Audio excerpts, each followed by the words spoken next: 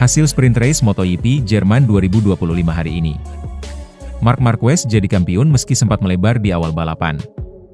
Sementara Bagnaia berakhir di posisi ke-12. Yuk, simak berita selengkapnya.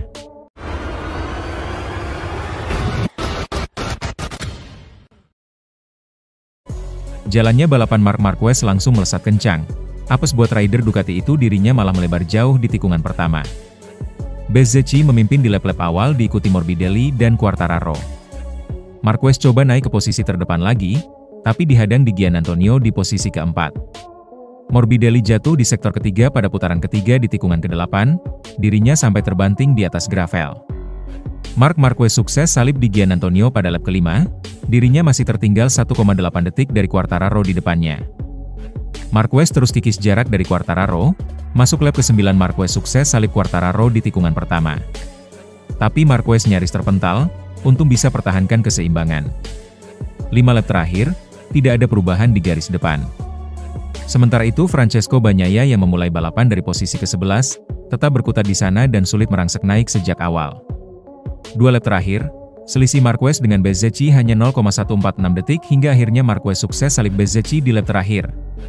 Itu dilakukannya pada tikungan pertama, Bezzecchi masih coba tutup ruang dari sisi luar setelahnya, namun Marquez jaga keunggulan.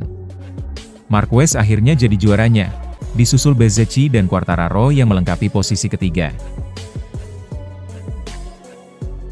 Di satu sisi, Fabio Quartararo menilai performa motornya masih jauh dari kata memuaskan pada hari pertama MotoGP Jerman 2025.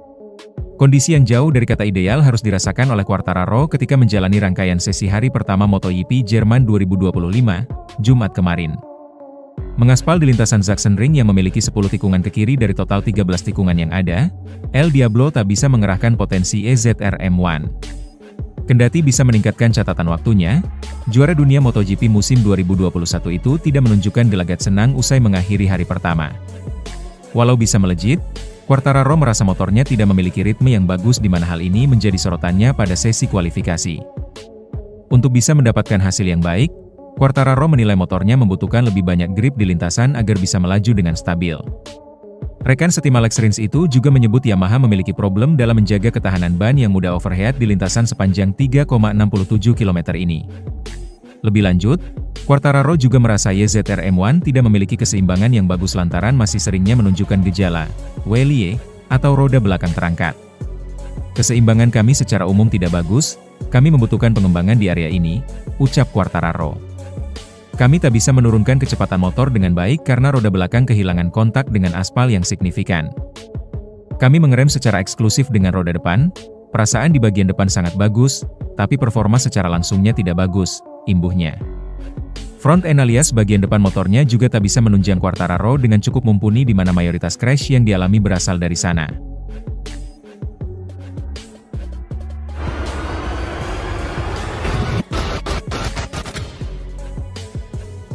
Klaim tampil menyerang yang diucapkan Marc Marquez jelang seri MotoGP Jerman menimbulkan persepsi bahwa sang juara dunia 8 kali akan menghancurkan lawan-lawannya.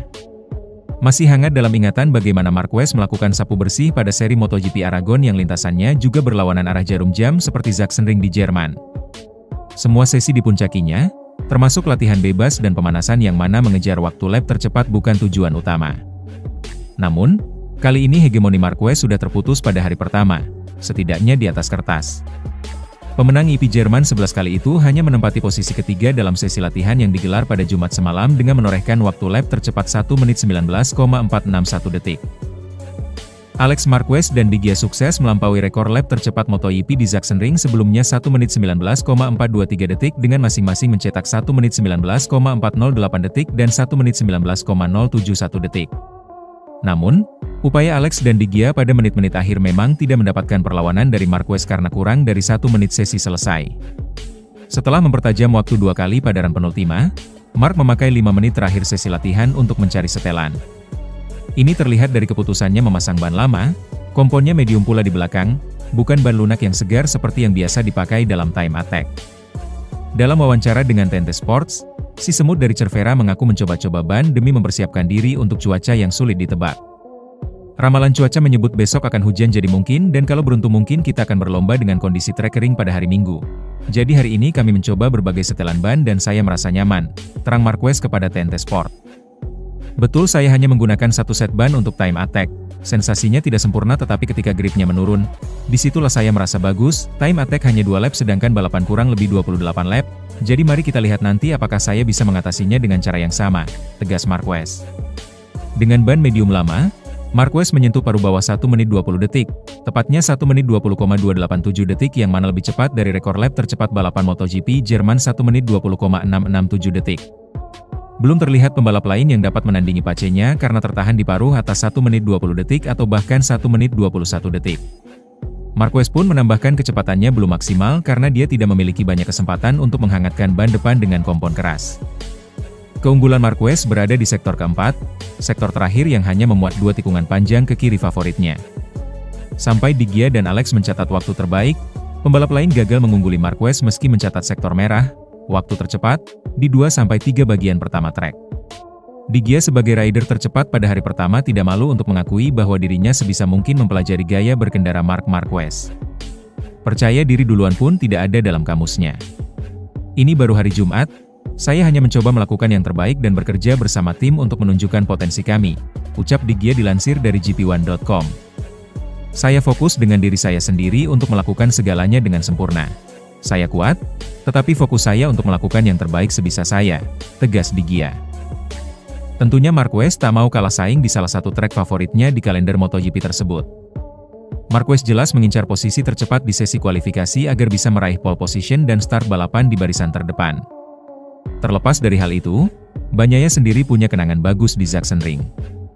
Musim 2024 kemarin, dia berhasil menjadi nomor 1. Pecco menyebut bahwa karakteristik Sachsenring tak sesuai dengan gaya membalapnya. Namun, dia sudah menyiapkan senjata rahasia yang harusnya bernilai positif. Saya rasa karakteristik sirkuit ini tidak cocok untuk saya, tetapi musim lalu saya nyaman berkendara di sini. Saya suka pada bagian tikungan panjangnya. Saya pikir ini adalah sirkuit yang asyik, kata Bagnaia. Kendati demikian rekan setim saya bakal kencang, jadi saya akan berusaha bersenang-senang di sini. Ada hal yang ingin saya coba pada pekan ini, hal itu harusnya berbuah positif. Mari kita lihat apa yang akan terjadi nanti, sambung Bagnaia. Sekedar informasi, pada sesi latihan Jumat kemarin Pecco tertahan di posisi ke-9 dengan catatan waktu 1 menit 19,698 detik selisih 0,627 detik dari pembalap tercepat Fabio Di Gia.